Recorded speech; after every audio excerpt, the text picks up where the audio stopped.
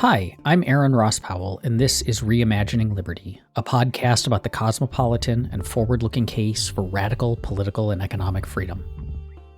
Postmodernism, like Marxism and critical race theory, has become a catch-all term for whatever upsets the right in the culture war. But what if, instead of destroying the libs with logic and reason, the American right has become itself deeply postmodernist, rejecting ideas of objective truth in favor of satisfying but false narratives? Joining me today is Professor Matthew McManus, author of The Rise of Postmodern Conservatism, Neoliberalism, Postmodern Culture, and Reactionary Politics. We discuss the features of postmodernism, as well as the distinct features of postmodern conservatism, and we dig into why postmodern conservatism is on the rise and how it finds its roots in cultural and economic changes. I hope you find our conversation as fascinating as I did, and be sure to stick around to the end for a preview of the next episode of Reimagining Liberty, as well as info on how you can become a supporter and listen to it 2 weeks early.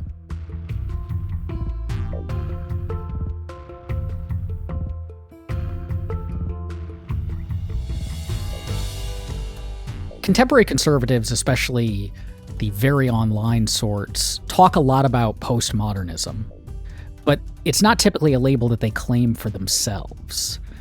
So what makes a postmodern conservative?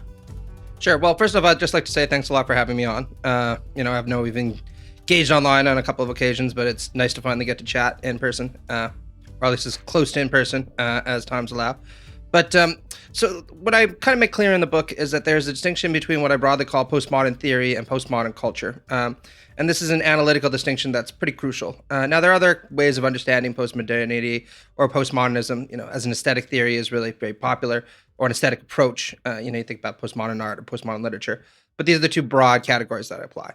So postmodern theory, broadly speaking, is usually associated with a kind of skeptical set of philosophies that emerged in France, depending on how you want to demarcate it between the 1950s and the 1960s, that was largely hegemonic as a kind of leading edge French theory up until about the 1990s or the 2000s, when a lot of the major figures passed away, people like Derrida, for example, right? And I actually don't have very much to say about postmodern theory, even though it is the primary bugbear, as it were, of the online right. People will say things like, you just infect American academia with enough Derrida, and people will read through alpha-grammatology and they'll wake up the next day and they'll decide they just need to tear down Western civilization, right? I've spent some time in other publications, either refuting or commenting on that, but it wasn't really of great interest to me. What I commented on in the book is postmodern culture, which I see as the kind of ubiquitous cultural condition or cultural moment, depending on how you want to frame it, in which we all soak. And I describe it as a reaction to various different trends that have a long history, going back from modernity even into antiquity. And actually, this is a thesis that's expounded upon a little bit more in my new book, The Emergence of Postmodernity, which people might want to check out. But anyway, we can get into that later on. My argument is that if we understand postmodernism as a cultural condition, then obviously there are going to be various forms of politics that emerge in response to that are kind of stamped with the features of postmodernity. And I argue that there are many left-wing forms of postmodern politics, many of which, will be familiar to your listeners. You think about a lot of the kind of identitarian movements or militant particularism, as it's sometimes called, that emerged starting in the 1980s and that really took off, especially in the online spaces, in the mid-2000s. And we can have criticism of those. I happen to be sympathetic to many of them. But I also argue that conservatism is marked by the impact of the postmodern cultural condition. Now, this isn't a thesis, I should say, that's unique to me. If anything, I would say that the first person who came up with the idea was the political theorist Sheldon Wolin in a 1990s paper where he was commenting on Newt Gingrich as a kind of postmodern conservative. But I understand in a unique way. And my argument is that the kind of reactionary politics that we've seen emerge in the United States, Canada, and the United Kingdom, and some other places as well, definitely are marked by the features of this postmodern condition. What is it about this particular brand of reactionary politics that's postmodern? Because we've always had fringy right-wing politics, conspiratorial politics, like conspiracy theories are nothing new, misinformation is nothing new. They're online a lot and yelling at each other, but we've had that too is nothing new. So what sets the current postmodern conservatism apart from prior fringe and far right movements? Sure. And I mean, you're absolutely right. And a lot of my book discusses the antecedents to postmodern conservatism. And one of the things that I point out is that if you look at the genealogy of or of conservative thought and of the political right generally, it shouldn't be a surprise that many aspects of the reactionary tradition are amenable to mutation, is the term I use, under the conditions of postmodernity. But there are a few different features that I list in the book. I guess I'll just highlight three, which I think are crucial here. The first is what I call a kind of strategic epistemic skepticism, right? And I say strategic because, of course, we know that many conservatives are willing to believe even audacious things nowadays that you might think demonstrates a real lack of skepticism. But what I'm referring to here is a kind of strategic epistemic skepticism, typically towards the broad claims of the Enlightenment, right? Or Enlightenment rationalism, as it's sometimes called, particularly because those are now broadly associated with liberal elites, various forms of anti-conservative authorities, universities, you name it, right? Now, this isn't ubiquitously true of the conservative movement as a whole, but it is pretty characteristic of postmodern conservatives. Another feature that I highlight is, again, a willingness to actually be less Luddite in its approach to modern technology. And again, this is something that Wolin points out with Newt Gingrich, right? That many conservatives will claim to be deeply concerned about the corrosion of traditional values, traditional forms of life. And that's certainly true of postmodern conservatives. But what's interesting about them is their willingness to use hyper-modern media in order to relay their mission and in order to relay their thoughts. Trump was an emblematic figure in that respect, right? Where if you think about it, most of what people knew about how Trump was thinking over the last 4 years of his presidency, they got through Twitter, right? And this, of course, also has an impact on the way that conservative politics operates, because this fixation on using hyper-modern media itself creates a kind of hyper-real, to use the Baudrillardian term, environment in which the kind of conservative political movement mobilizes itself. And there are other things that we can talk about with that regard. And I suppose the last thing that's important to talk about is in the book, I bring up Wendy Brown and Friedrich Nietzsche, and also Carl Schmitt. And I discuss the way that postmodern conservatism is distinctly marked by a kind of resentment-driven politics, right? And this is really important because resentment is typically associated with political movements on the left, right? Going all the way back to somebody like Nietzsche, where Nietzsche would describe these kinds of egalitarian movements as motivated not so much by a desire to actually help the poor, but by a desire to kind of screw over the rich and the powerful, right?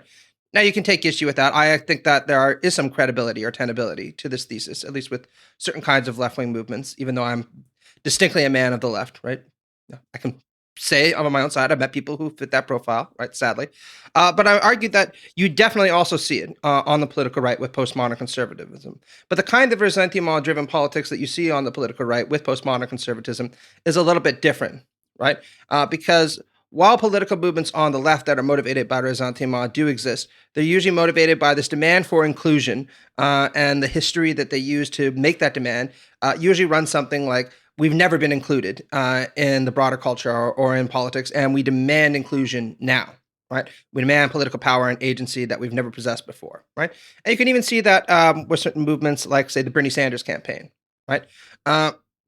Which I have, again, a tremendous amount of sympathy for, I should say, as long as it's not motivated by resentment. But on the political right, what you see resentment, what you see the form of resentment take is a little bit different, where there's usually this narrative of decline and fall, right? Where postmodern conservative politicians will say, once upon a time, you possessed something, right? You possess certain status, you possess certain privileges, you possess a certain level of affluence, and that has been taken away from you by these groups. Or maybe not even taken away so much as it has been granted to these groups, which undermines its kind of distinctiveness for you, right? Because if these privileges and this status is democratized, then it makes you less special, right? And so the argument then is, you put your faith in me and I'll restore those kind of privileges and those statuses. And the associated kind of politics with that is, of course, saying that'll take the form of pushing these people back down into their place, right? Or at the very least, undercutting their efforts to democratize politics and to create a more conclusive cultural environment. And you really saw this kind of rhetoric all over the Trump campaign, right? I mean, it's very hard to think of a more resentment-driven politics than Trumpism in the 21st century. Maybe there is, but I certainly can't think of one. How does this differ then from fascism, which fascist movements in the past have typically been, they've been willing to embrace technological change and more modern stuff than other conservative movements. They also tend to have that strongman leader who preaches a return to status for whatever class it is, the conservative class that feels like it's been excluded or its status has been stripped. Like, is postmodern conservatism a new kind of fascism, or is there a difference between those kinds of movements? It absolutely can become one. Okay. And I should say that when I wrote the initial book back in 2018, I was resistant to this characterization. But gauging more with the history of the far right and also talking to some experts, including people like Richard Evans or reading the work of Bob Paxton, has convinced me that, or Jason Stanley, that there might be some tenability to the argument that maybe what we're seeing is a kind of postmodern fascism, right? Or again, a fascism marked by certain postmodern characteristics. But very broadly speaking, the reason why when I wrote the book, I was resistant to this thesis is there are definitely considerable overlaps between postmodern conservatism and the early fascist movements, right? Again, as you pointed out, a willingness to embrace these new technologies as a way of advancing a revanchist message, this faith in a kind of authoritarian strongman leader who comes to power on the basis of his charisma, and also this kind of ressentiment directed against left-wing movements. And that's something that's not broadly understood, right? The kind of classical examples of fascism that we point to, the PNF and the NSDAP, Italy and Germany, there's sometimes this caricature made by Anglos, which suggests that both of these countries were inherently authoritarian or inherently reactionary. Actually, in both of these countries, communist and social democratic movements were extremely strong, right? People talk a lot about, for instance, the million-man strong Communist Party that existed in Italy in the early 1920s, right? Or the SPD and the Communist Party, which were overwhelmingly popular in large segments of Germany up through the 1930s, right?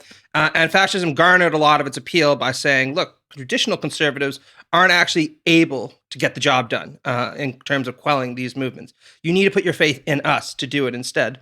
And interestingly enough, many traditional conservative movements were resistant in some senses to these efforts because they didn't want to share power, and they also were concerned about the mass appeal of fascism. But they nevertheless compromised with it because the argument was typically, better Mussolini or better Hitler than the Communist Party and Gramsci in power, right? And another sense in which you can talk, and you can see features of that with Trumpism, right, as well. This kind of argument that traditional Republican elites aren't able to get the job done. We've ceded too much ground to the left. You need to put your faith in this much more dynamic populist leader in order to kind of roll back the tide of history, as it were. And sometimes this sentiment was extremely explicitly expressed. You think about Michael Anton, right? His famous essay, The United 93 Election.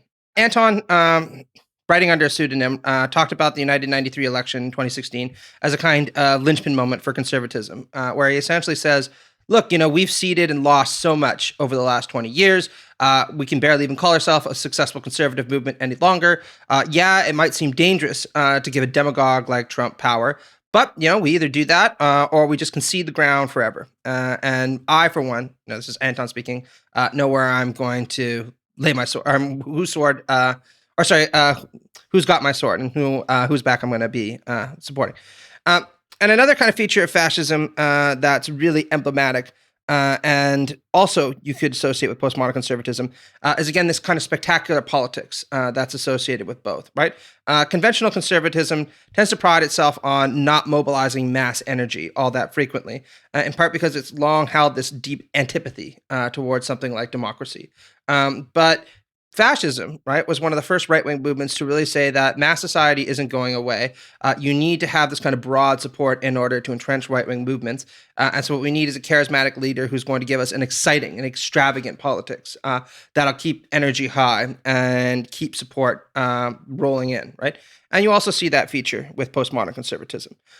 One of the things that I think is really distinct, though, and this is what I argued in the book, is that both of the fascist movements in addition to being culturally revanchist, we're also territorially revanchist, right? And this was associated with their militaristic and imperial ambitions. It's very hard to think of Mussolini or Hitler without thinking Second World War, invasion of Poland, this titanic effort, in a sense, to overwhelm their geopolitical enemies and establish fascist hegemony over the entire globe. And this was an explicit mission, I should say, of people like Goebbels. And you never really saw that with something like Trumpism, right? If anything, it's kind of nativism, it's anti-militarism, not anti-militarism, it's anti-militaristic adventurism, right? Didn't conform to this pattern. And I think that's a very important feature of fascism.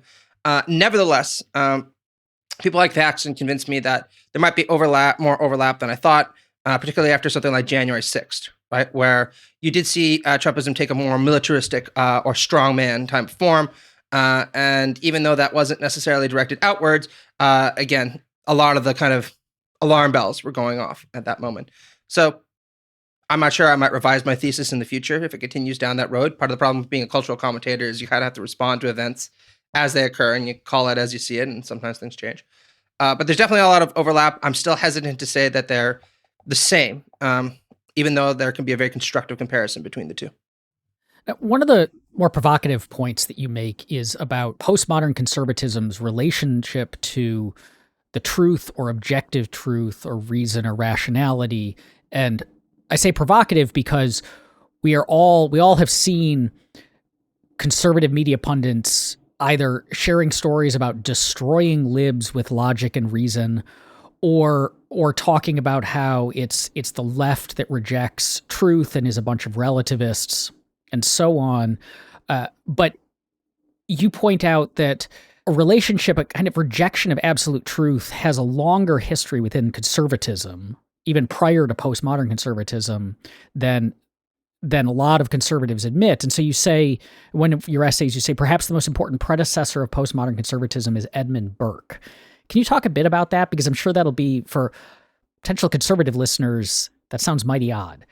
Yeah, absolutely. And I should say, I'm writing a new book right now, The Political Right and Inequality, for Routledge Press, where I elaborate on this in much greater detail. So I think that Burke and de Maistre, who are the two major figures I examine in this respect, were given a bit of short shrift. But then again, they weren't the main topic. But if you're interested in seeing my elaborated thoughts on this, that's the place to go. But look, the long story is, typically speaking, what you see, at least in American conservatism, European conservatism is a little more sensitive on this point, is the argument that somebody like, say, Karl Marx, right, was a deep critic of Western civilization and is really at the basis of a lot of these kinds of anti-Enlightenment bugbears that they despise so much. That's actually not really true, right? If you look at somebody like Karl Marx, whatever else you think about his arguments, right, and there are plenty of problems with them, I'm sure you would agree, right? He considered himself a mature Enlightenment theorist who was completing the project of classical political economy. He identified with the scientific revolution all the time, right? And often claimed that he was making not just scientific evaluations of society, but scientific predictions about what was going to happen, many of which, as you know, didn't end up coming true. Or if they did come true, certainly not in the way that he thought, right? And again, whatever you think about that, he's a mature Enlightenment thinker, right? Somebody like Edmund Burke actually, in many respects, launches a far more profound and interesting critique of the Enlightenment at the end of the 18th century. And it's worth noting also that he was the moderate one in right-wing circles at that time. Somebody like Joseph de Maistre, who's another seminal figure that I talk about in the book, was much more vitriolic, right? And the basis of their critique is Burke is kind of a soft skeptic arguing, look, I said all the way back in the mid-century that the influence of reason on human affairs is far less than people ever suppose it could be. Actually, a lot of people are bound by irrational and affective ties to their traditions, to their ways of life, to the hierarchies that are associated with those ways of life.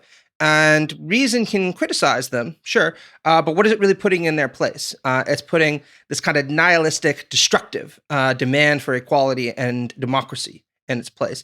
That can only be carried out by the radical transformation of society. That's going to only be achievable. That's only going to be achievable through something like violence, which you see with the Jacobin movement, right?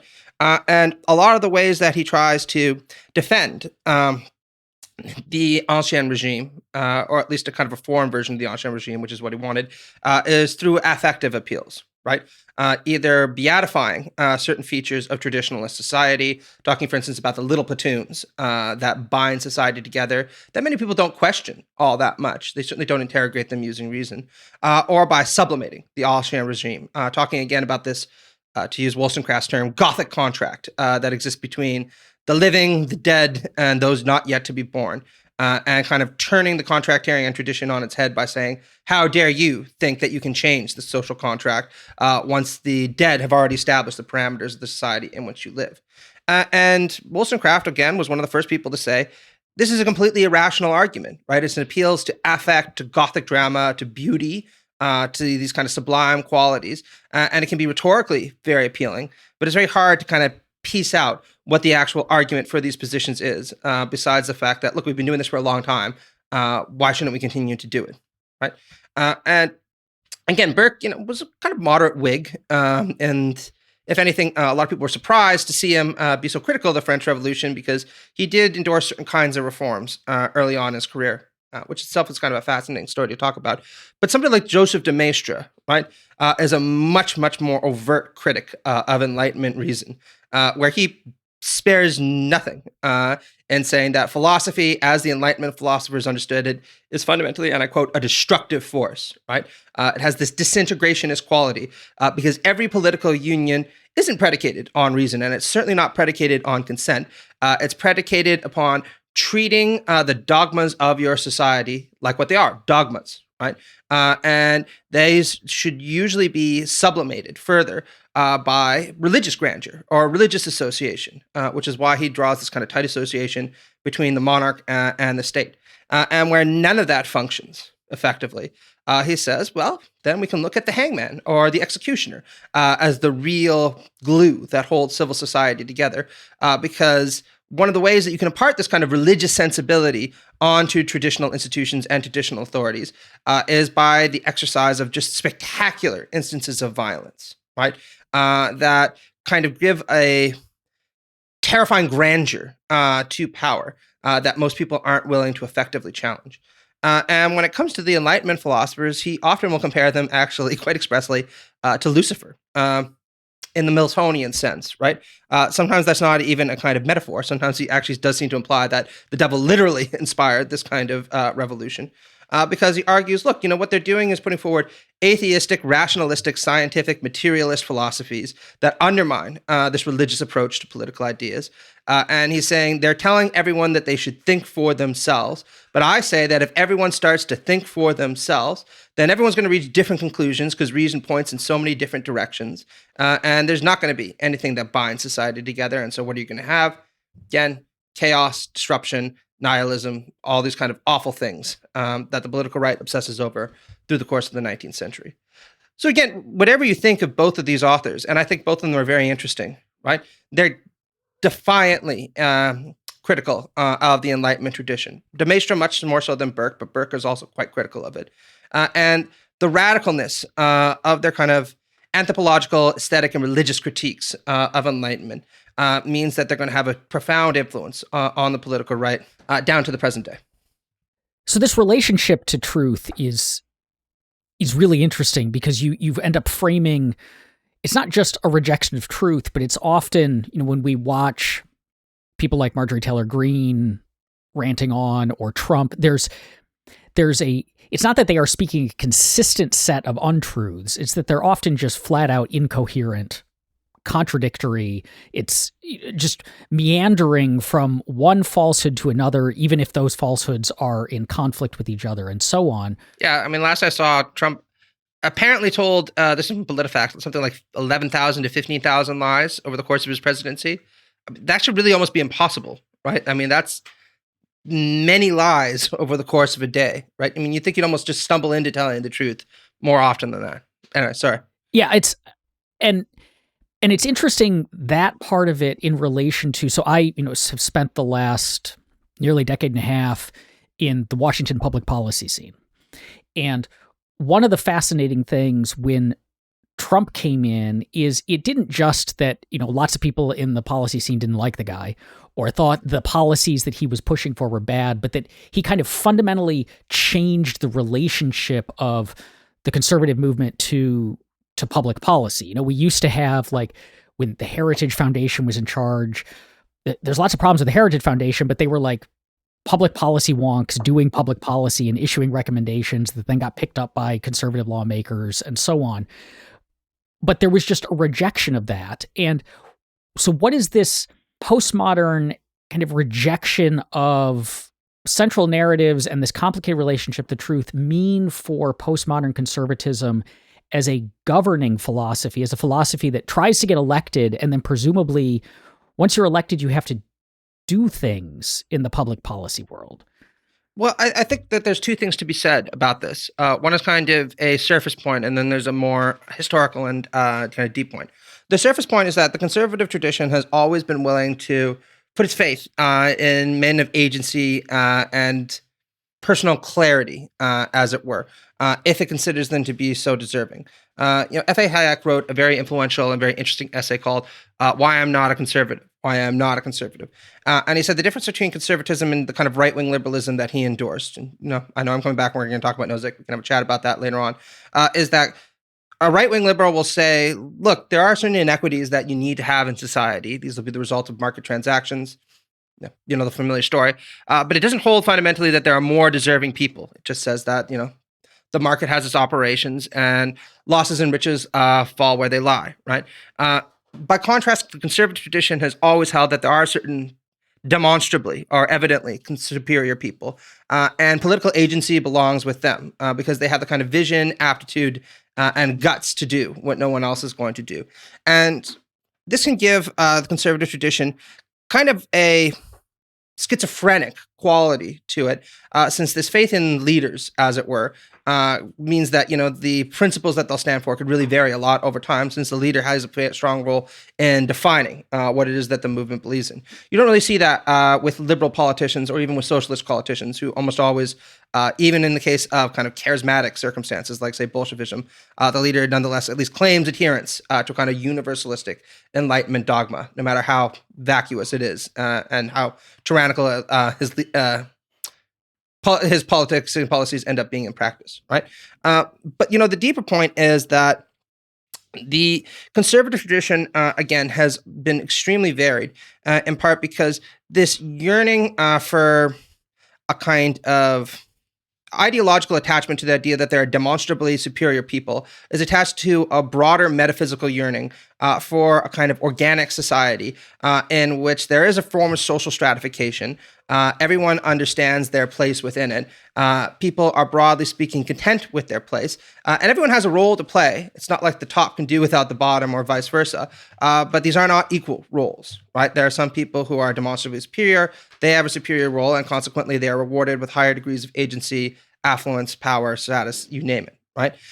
And this usually is given a kind of sublime or even transcendent quality to it in conservative literature, right? Russell Kirk made this point in his book, The Conservative Mind, right, where he talks about how it is that conservatives believe in a kind of transcendent moral order that exceeds human creation. And it almost always takes this extremely hierarchical form, right? The idea that if we order society properly with the right people at the top and the right people at the bottom, everything will go well. But the particular ways this form is understood and the particular people who deserve to be at the top and the people that deserve to be at the bottom really varies a lot, depending on the conservative or the person on the political right. And it's been understood in a truly bewildering number of different ways, right? More market-friendly conservatives will often think that the market plays a role in kind of creating this pyramidal structure. Think about somebody like Ayn Rand, right, and her more pro-capitalist moments, where she'll say things like, well, capitalism isn't just about creating goods. It's about allocating to the deserving people, the resources that they need to be creative. And the second-handers, they wind up at the bottom because that's where they're supposed to be, right? Then you can also think about people who are on the far right who will understand this in explicitly racialist terms or racist terms, right? Where there's this pyramidal structure, there's the superior race that's supposed to be at the top, it's going to be very narrow, and then there's the subordinate or subhumans that lie at the bottom, right? Or you can understand it in ethno-religious terms, right? Where there's this idea that we are the people that have a certain chosen mission or who are ordained by God or have access to privileged transcendent truths. This means that, we have a right to kind of instill our beliefs over the broader society, or at least to make sure that they're operationally hegemonic, right? And because there's so much variance in how conservatives understand this kind of transcendent organic ordering that they prefer, it can also then mean that the movement itself can be hard to understand from the outside looking in, because you might just say, like, why are you people talking about so many different things? What is it that you actually believe? But the constant, again, is this conviction underpinning every part of this movement, or every element of this movement, that if you just get the right people at the top, then everything will go well. And the biggest problems that emerge in society is, frankly, people not knowing their place, right? And starting to think that they are entitled to degrees of political agency that they're not actually entitled to. And sometimes this is made extremely explicit. So, for instance, the great conservative philosopher Roger Scruton, who I'm actually quite fond of, right?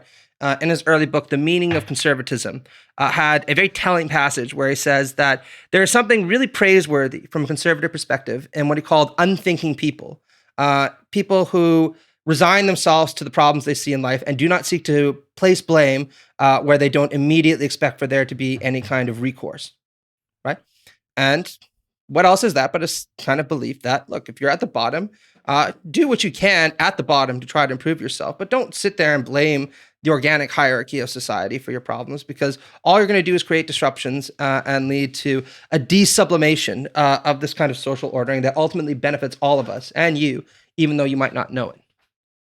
Now, postmodern conservatism has these postmodern characteristics, but it's also, you argue, like the reason we have it now as opposed to 40 years ago or whatever, the reason that Trumpism is as powerful as it is a reaction to the postmodern epoch and the economic ordering and cultural ordering and the features of that. So can you go into the environment, how you describe the environment that postmodern conservatism comes out of and is a reaction to? Like what are those features that led to it? Absolutely. Well, I mean, I make the argument in the new book that the three catalysts for the emergence of postmodern culture were liberalism, capitalism, and secularism, and the kind of dialectical relations between them. And I want to point out that I'm not a uniform critic of postmodern culture, and I'm certainly not a uniform critic of liberalism, capitalism, or secularism. Identify as a liberal socialist, and I happen to have a lot of good things to say about it. So what I'm just trying to do is offer a description of this kind of cultural moment. But there are negative features, certainly from a conservative standpoint, to postmodern culture. And one of them is this corrosion of what Charles Taylor calls sources of the self, or sources of identity, right? Because a lot, from a conservative standpoint, many of the ways that people understood who they are, what their identity was, are determined by the traditional societies in which they live, and of course the status that a conservative typically enjoys within those kind of traditional societies. And you can see this, mapped in a lot of different ways. The relative status in the 1950s that whites would enjoy compared to people of color, or men would enjoy relative to women, or straights would enjoy relative to gays. And what you see over the course of postmodernity is an opening up of political space to challenge both those traditional communities and the hierarchies that are associated with them, and consequently the status that conservatives perceive themselves as enjoying within those communities. And we can have some sympathy for their belief that these constant challenges corrode their sense of who they are by taking all of this away, right? What I don't have any kind of sympathy for is the argument that the only way to retain a sense of identity or a sense of selfhood that is solid is through recreating these kind of hierarchies through authoritarian means and by quashing the dissent of people who really were just agitating for a long overdue slice of political power that they should have been given at the inauguration of the United States, right? Particularly people of color, women, and LGBTQ individuals. Now, you mentioned capitalism as one of the catalysts for this. And a few episodes ago, we did an episode on Marxism with Ian Bennett of Epoch Philosophy. And I asked him this, but I'll ask you this. What do you mean by capitalism? Because it gets used in a lot of, like, libertarians often use capitalism as just a synonym for a free market economy. But then, like, free market anti-capitalists of the left libertarian sort uses something different. Like, what do you mean by capitalism? Well, I should say, again, as a kind of liberal socialist, I do actually endorse markets, right? My kind of socialism is a market socialism. I just tend to believe in worker co-ops rather than capitalist-owned firms, right? Along with an extensive welfare state. Again, we can get into that later on when we talk about Nozick, right? But look, the way that I understand capitalism is as a revolutionary mode of production, right? Where political power and socioeconomic power is concentrated in the hands of capital, right? Which wedges or hedges that power in order to profit, right? To profit itself. That's putting it really simply, right? And the reason why I associate this with the emergence of postmodernity, and I want to point out again, that I'm Marxist enough to say that I'm not exactly critical of this in every respect, is one of the features that you see of conventional capitalism, for all its problems, was a corrosion a lot of these traditionalist communities, right, and the hierarchies associated with them. And Marx, for instance, is very explicit about this, where he says, "Look, what happened, right? You had an ancien regime." There were aristocratic forms of socioeconomic organization. These were extremely calcified, and it concentrated power in the hands of people who were clearly unworthy of it. With the emergence of bourgeois society and capitalism, you see a new liberal bourgeois class emerge that's a lot more intelligent, a lot more dynamic, and a lot more progressive, and it tears down this old way of doing things and replaces these kinds of traditional communities and hierarchies with one that's much more dynamic, much more upwardly mobile, and much more productive. Right, and I approve of a lot of that. Actually, I don't approve of the exploitation of the environment or the inequality that results in it. But again, we can get into that another day. But it's worth understanding that the conservative tradition, from its very inauguration, less so with Burke, but certainly with someone like de Maistre, has always mourned this development. And this is something, again, that Hayek makes very explicit, right? Because at the epicenter of capitalist ideology, right, is this kind of meritocratic ethos, this idea that we're going to have an upwardly mobile society where the people at the top will continuously change places because if you work hard and you save your pennies and you have a talent, you can rise to the top. And if you don't, then you'll fall to the bottom. And while certain kind of conservatives are amenable to that meritocratic outlook, many of them aren't, right? Or they think that the kind of capitalist meritocratic ethos is the wrong one to apply to these circumstances. Many of them want to return to something that's a lot more stable, a lot more orderly, and that puts different kinds of people at the top than what the market would allow. A good example of that would be ethno-nationalists or integralists, right? Who have a great deal of sympathy for many features of what we sometimes call the ancien regime. And they'll say, look, why should markets be allowed to dictate who has the power in our society? Why shouldn't religious or nationalist sensibilities take over, right? You can even find some monarchists now who will say, why can't we have like a kind of monarchical regime that would disempower many different people and allow them to kind of go on their lives without having to worry themselves about politics, right? So when I talk about this kind of revolutionary quality to capitalism and the way that it led to the emergence of postmodernity, that's what I'm talking about, right? Now, in terms of my criticism of postmodernity, I'm not going to lie to you, a lot of them relate back to the inequalities that I see as emerging within a capitalist society. But I don't think that those are intrinsic to the emergence of postmodernity. I think that they're a different kind of problem that we need to tackle using different means. I want to go back real briefly to you mentioned early on in the conversation that there was one of the things that postmodern conservatism was reacting to was like a destabilizing of sources of meaning, that these traditional sources of meaning. And capitalism has been around for longer than Trumpism has, at least like a while, and longer than postmodern conservatism. But it does seem like for quite a long time, capitalism was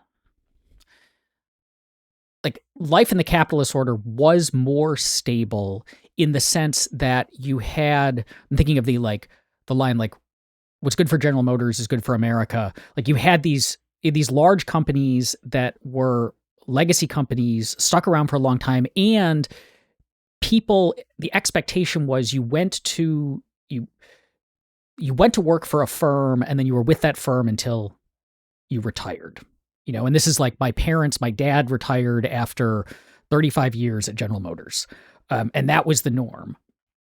And people could establish meaning in their careers. I am a company man. But it does seem like that has shifted much more recently. That I know like average job tenure is, I believe, in decline.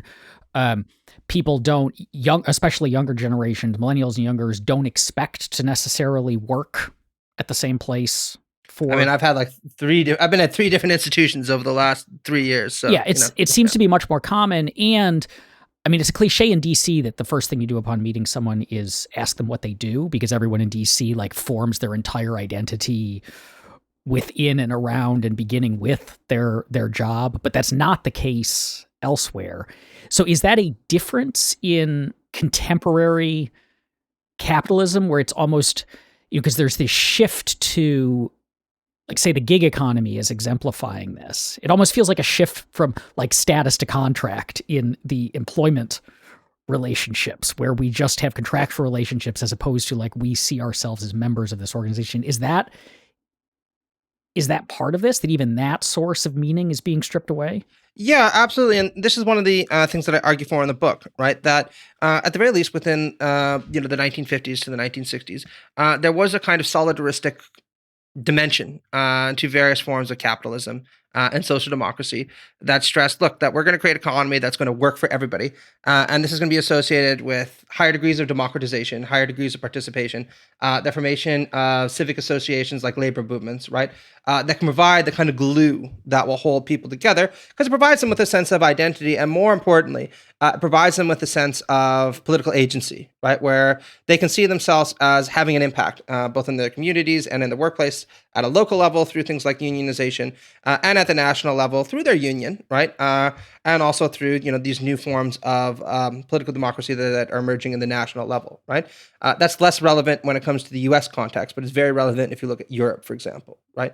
And what you see in the 1980s with the advent of what's sometimes called neoliberalization is a transition away from this kind of solidaristic understanding of capitalism to one more, superficially at least, more hyper-individualistic, more competitive, and more in line with what Margaret Thatcher would put forward, right? That there is no such thing as society, they're only individuals, and they need to look after themselves. Right. And there are obviously a lot of very interesting left-wing criticisms that one could make about this. I don't really want to get into those, though, because what's interesting and what has never really been talked about to the same extent is how much conservatives actually were concerned about this. Going all the way back again to somebody like Russell Kirk or Roger Scruton, right? Where they would say it's not enough just to have this hyper-competitive meritocracy. We need a glue that's much thicker than this. And the other problem with this, of course, is that too much neoliberalization and too much individualism is going to lead to the corrosion of different kinds of traditional communities and hierarchies within our society that we can't have. A good example of this would be things like open borders, right? And, as a libertarian, I know that you've endorsed this at various points, and so have I, right? Because, from a purely capitalist standpoint, you might say things like, why do we even need a nation state, right? Why not just let people move and go where the jobs are, right? And I would actually have some sympathy with that, by the way, right? Why impose these artificial I would just say it doesn't need to be where the jobs are. It can be where their family is or where the cultural institutions they're drawn to are. Like, it doesn't need to be a strictly economic thing. Yeah, 100%. And look, I'm married to a Mexican, right? And I've lived all around. I love a world in many cases without borders. And I think in many cases it would be a more moral world, right? But that's not something that many conservatives were amenable to, of course, because that would lead to the dissolution of certain forms of power and certain concentrations of power that they want. And for a long time, this kind of conservative standpoint was not sidelined. It was always present, but certainly not as muscularly authoritative as it has been in the last couple of years. So what you've seen with Trump is the reemergence of these sensibilities with a vengeance, but I would argue also coupled with certain elements of the neoliberal ethos. Because while Trump is critical of things like liberal individualism or capitalist individualism, and does appeal to things like the nation, to the community, to religion, he does also still take this hyper-competitive ethos to an extreme. And I think it's no surprise that his kind of emblematic phrase is that everyone who doesn't agree with what I agree with is a loser, right? Because what you really see with Trump is the worst coagulation of many dimensions of right-wing thought. You have this kind of hyper-meritocratic sensibility that emerges in neoliberalism that divides the world into winners and losers and says those who get up at the top rose there by their own merits and owe nothing to people at the bottom, and the people at the bottom are losers, right? If that's where they are, then that's where they belong. Except this reasoning is extended more broadly than just the market to things like geopolitics, to things like race, to things like ethnicity, religion, where white Protestant males are considered to be at the top because that's where they belong, and everyone else lives in shithole countries or lives in weird religions. And why should they have any slice of the pie when they don't deserve it, right? And I think this is a very toxic politics we need to reject. How does that, though, play into the fact that this is...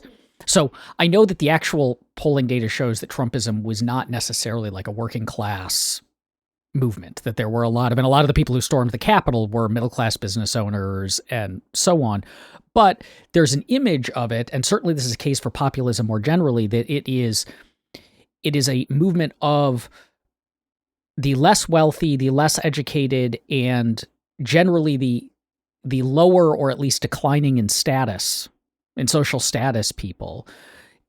And so those would be all the people who, in the way you just described Trump's worldview, would be the losers, right? Not the winners.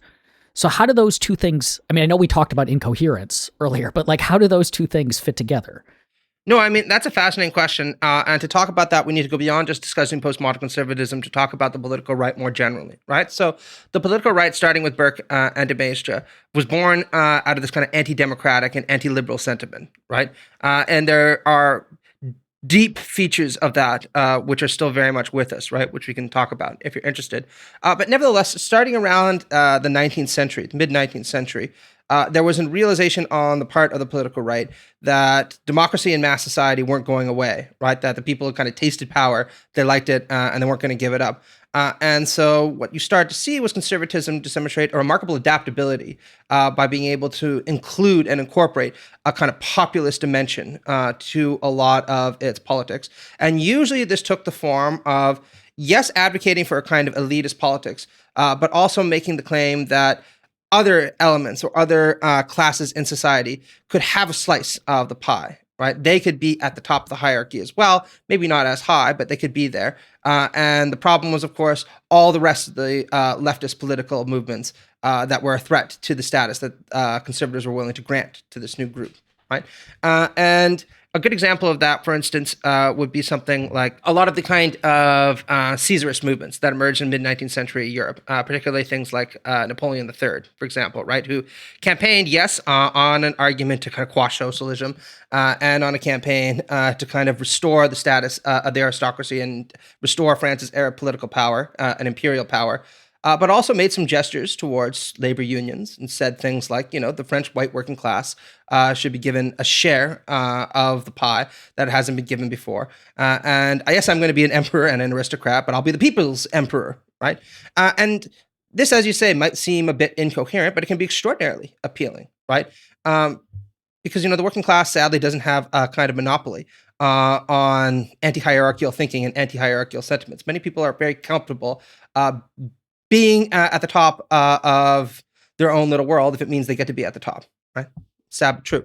And you really see this expressed with somebody like Donald Trump, right? Where Donald Trump never promised, except in some very, very rare moments at the beginning, to fundamentally do anything to challenge the power of capital, for instance, in the United States. And he certainly wasn't doing anything to, say, challenge white hegemony or WASP hegemony in the United States, right? His argument was typically, look, the white working class once enjoyed a level of status and privileges, particularly white working class men, relative to other groups. And these are now being taken away by all these woke activists who are telling them that all of a sudden they got to tolerate these migrants coming in, also competing for their jobs, also competing for status, also competing for kind of cultural currency. They shouldn't have to put up with that. So put your faith in me and people like me, and we'll put these individuals back in their place. And to use the well-known phrase, they're not going to be cutting in line anymore, trying to claim things that they don't deserve. And this can be extremely appealing, right? And I do want to point out again that in the United States, the kind of conception of Trumpism as a working class movement was also partly an artifice, right? If you look at polling data, it consistently shows that party allegiance still breaks down a lot by wealth, and the Republicans overwhelmingly tend to enjoy the votes of people who are better situated in the United States, right? But nonetheless, the kind of rhetorical appeal is important.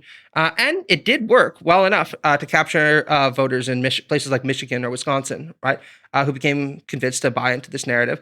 And I think that I can have some sympathy for that because in many of these states, we've seen precarious standards of living for individuals in blue-collar professions for a very long time. Very little was done to actually help them by the Democratic Party.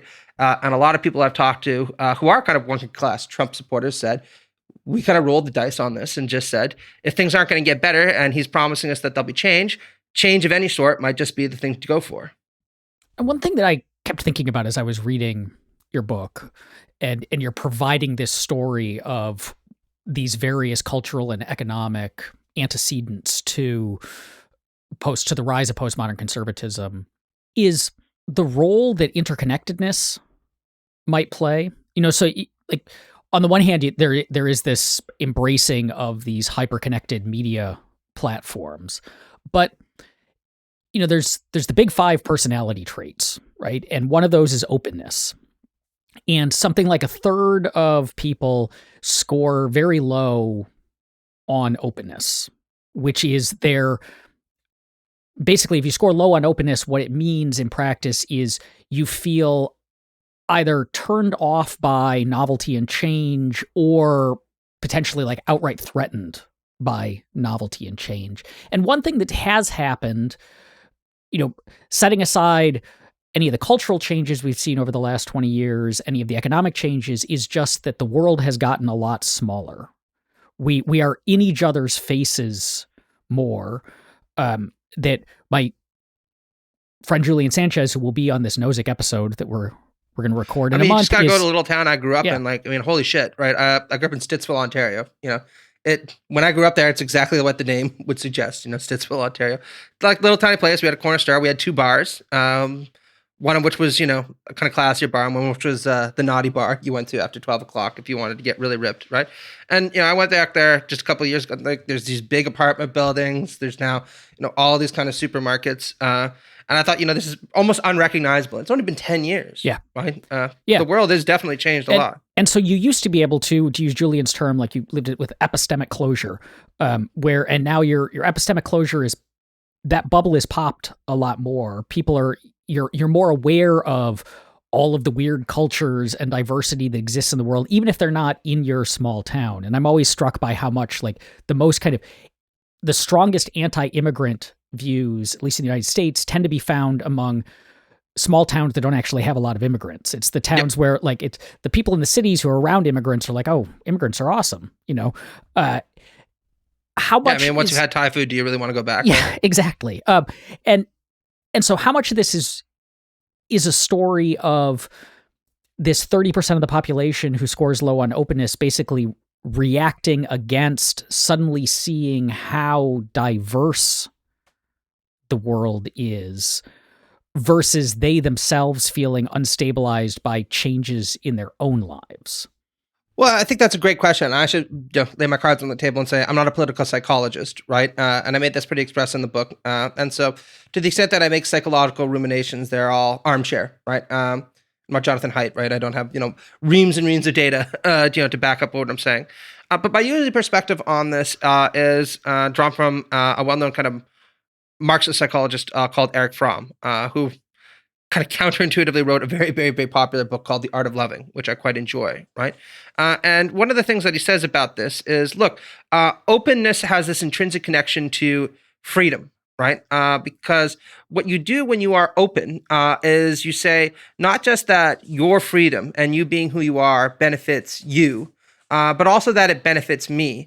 And if anything, what I want you to do is become more of what you are, precisely because the activity where you're a free activity, which allows you to become more of what you are, enhances and enriches my life. And this, of course, can take a very loving form, both in terms of civic friendship, but also in terms of romantic love, filial love, all kinds of different love, right?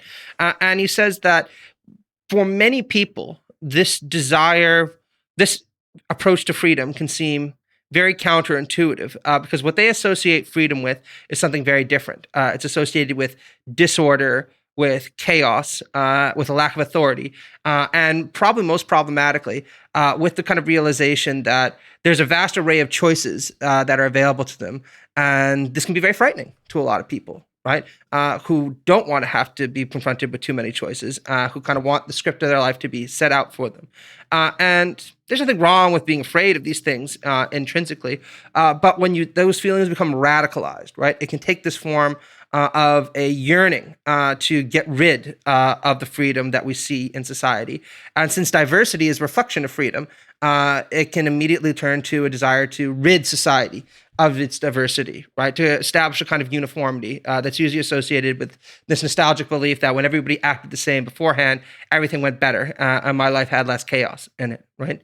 And I think that Fromm's analysis, even if you don't like the Marxist stuff, right, is broadly correct, right? And you can see this in the kind of attitudes taken by many of these people who just look at the diversity and variety in the world around us, and rather than seeing what I suspect you and I would see, which is, isn't that great, that so many different people are able to do so many different things? Doesn't this enrich our life? Instead, they say it, and they say, well, this is frightening. This is a symptom of disorder and decadence, and we can't allow it much longer. So where do we, as non-postmodern, non-conservatives, who nonetheless care about the state of the political world, go from here? Like, where does postmodern conservatism end up? Is it as, I guess one way to ask it is it as weird as it's going to get, or can it get weirder? And is there a meaningful way that the rest of us can begin to rein it in, given how scary it is that, especially in the United States, it's taken over one of the two major parties, which is a big deal? Well, I mean, you asked, can it get any weirder? And I remember in 2017, when Kellyanne Conway said, you have your facts and I have my artillery facts. I was like, well, this is kind of a threshold, isn't it? And then we pass forward to coronavirus, where, the president of the United States was talking about injecting bleach into your body. And I'm like, oh, now we've reached bedrock, right? And now all of a sudden, apparently Disney is, the subject of the next great crusade that we have to launch. Because, if people watch those movies, then all of a sudden they're going to become gay. So I hesitate to say that things can't get more weird, because every time I've kind of sat there and thought, this far and no further, I've been proven very, very, very wrong. So I won't say that. Yeah.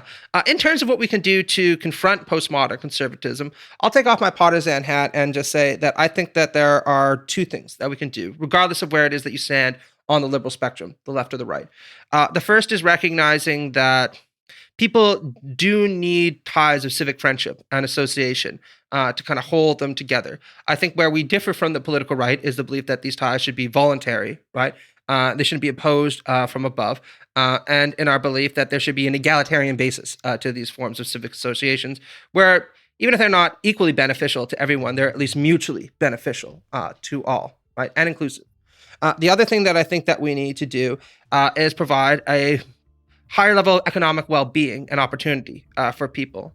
And again, I know that there are very different solutions put forward to that on the liberal left and the liberal right.